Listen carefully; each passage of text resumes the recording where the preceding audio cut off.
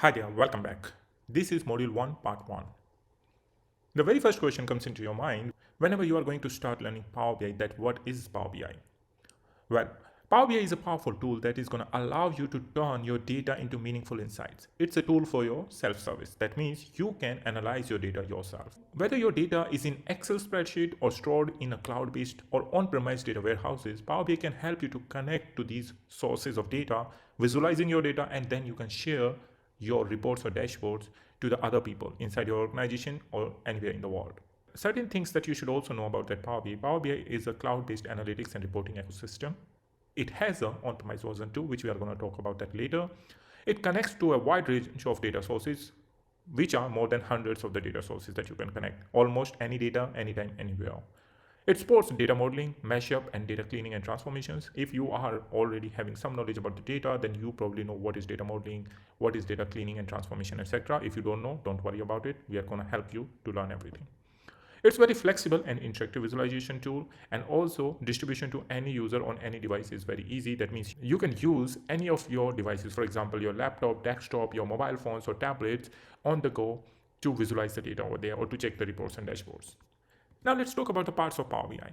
Well, Microsoft Power BI has basically three different parts. That is Power BI Desktop app, where you are going to connect to the data sources and you are going to create your reports over there. Then Power BI Services, where you are going to visualize or share the report. You can also create the report in Microsoft Power BI Services nowadays. You can also do the data modeling. That part is also available there, but we are going to talk about again later in this module. Now, lastly, you have your mobile devices. That can be your tablet, that can be your mobile phone, where you can visualize the data.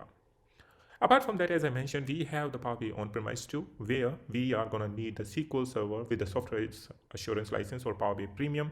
You get another tool, which is Power BI Report Builder, which is going to help you to design Power BI reports and dashboards for on-premises and Power BI Report Server. So it's more or like the SSRS version, where you can also design the paginated reports. If you don't know SSRS was SQL Server Reporting Services, which is kind of a static reporting tool, and it still existed, but its advanced version is paginated report. Now, question comes, Power BI Desktop versus Power BI Services. Well, till today, at the time of publishing this video, the major work, if you have a very extensive work in designing Power BI reports and dashboards, then you are going to do with the help of Power BI Desktop app. That can only be installed on the Windows machine. It's not available on your MacBook or your Linux or any other system. But Power BI Service also can do the similar task, but not in a very heavy consumption way.